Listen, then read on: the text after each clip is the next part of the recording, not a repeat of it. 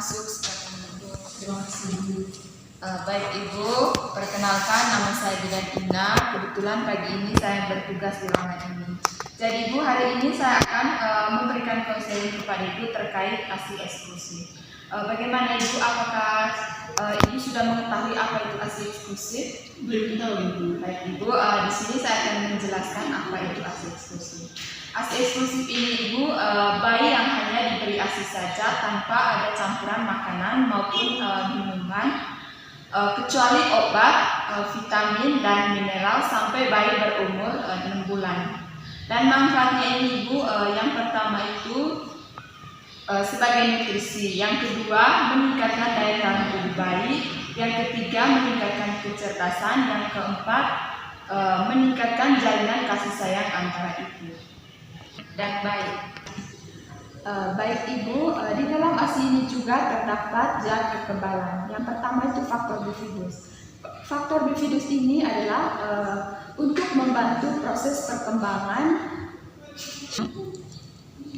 perkembangan bakteri yang menguntungkan dalam usus bayi untuk mencegah proses pertumbuhan bakteri yang merugikan.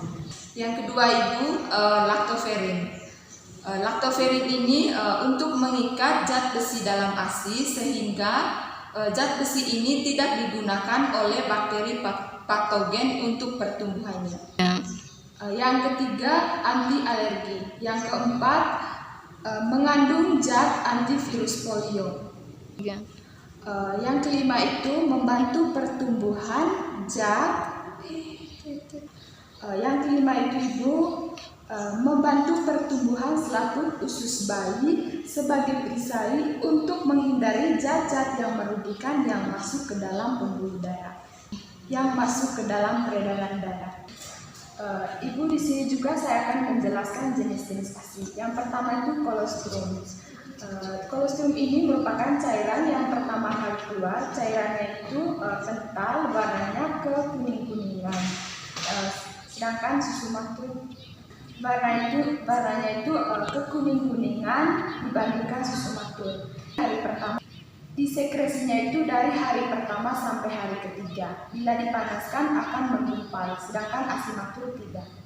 Yang kedua itu merupakan pencaharian ideal untuk membersihkan mekonium dari usus bayi yang baru lahir untuk mempersiapkan saluran pencernaan bagi makanan yang akan datang. Yang keempat itu lebih banyak mengandung karbohidrat, protein, mineral, dan antibodi, dan memberikan perlindungan bagi bayi sampai bayi berumur 6 bulan dibandingkan susu matur. Yang kedua, ASI masa peralihan.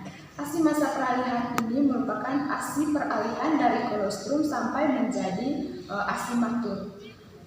Yang kedua itu disekresinya itu dari hari ke-4 sampai hari ke-10. Kadar proteinnya makin rendah, sedangkan kadar karbohidrat dan lemaknya semakin meninggi, dan volumenya juga semakin meningkat.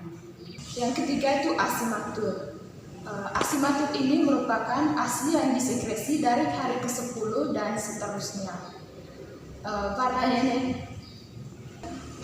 Warnanya itu putih kekuning-kuningan yang diakibatkan warna dari kasein, dan karoten juga terdapat di dalamnya. Bila dipanaskan tidak akan menggumpal. Yang terakhir itu terdapat faktor mikrobial, antara lain antibodi atau kekebalan infeksi, kemudian protein dan hormon-hormon. Ibu, di sini juga saya akan menjelaskan cara memperbaiki produksi ASI. Yang pertama itu bayi menyusu setiap 2 jam selama 10-15 menit di setiap payudara.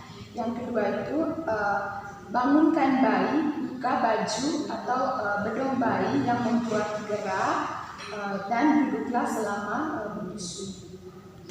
Yang ketiga itu pastikan bayi menyusu dengan posisi yang baik, yaitu menempel pada ibunya dan menyusu secara aktif. Yang keempat, susui bayi di tempat yang tenang, nyaman, dan minumlah setiap kali menyusui. Yang kelima, tidur bersebelahan atau dekat dengan bayi. ibu juga harus meningkatkan istirahat ibu dan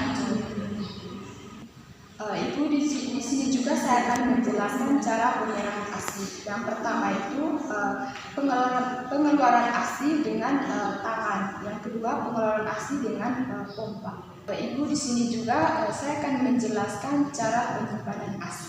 Yang pertama itu simpan di tempat yang terbuka atau bebas selama 6-8 jam. Yang kedua itu simpan di lemari es yang suhunya 4 derajat Celcius selama 24 jam. Yang ketiga itu simpan di lemari pendingin atau beku yang suhunya kurang dari 18 derajat Celcius selama 6 bulan. Kemudian yang terakhir itu ibu, ASI yang telah didinginkan bila dipakai tidak boleh direbus karena kualitasnya akan menurun, yaitu unsur kekebalannya. ASI tersebut cukup didiamkan dalam beberapa saat di dalam suhu kamar agar tidak terlalu dingin, atau bisa juga rendam pada wadah yang berisi air panas.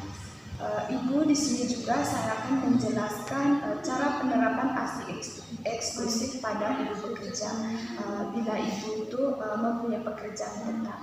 Yang pertama itu ibu selama cuti harus menyusui. Yang kedua itu sebelum mulai bekerja usahakan ubah pola minum bayi. Yang ketiga itu sebelum berangkat bekerja susui bayi ibu. Yang keempat, selama di tempat kerja ASI-nya diperas setiap 3-4 jam. Kemudian yang kelima itu simpan di lemari es dan dibawa pulang. Kemudian yang terakhir itu setelah dihangatkan berikan dengan menggunakan cairan. Baik ibu, itu saja yang perlu saya jelaskan. Mungkin ada yang ingin ditanyakan atau ibu sudah paham? Ibu sudah paham.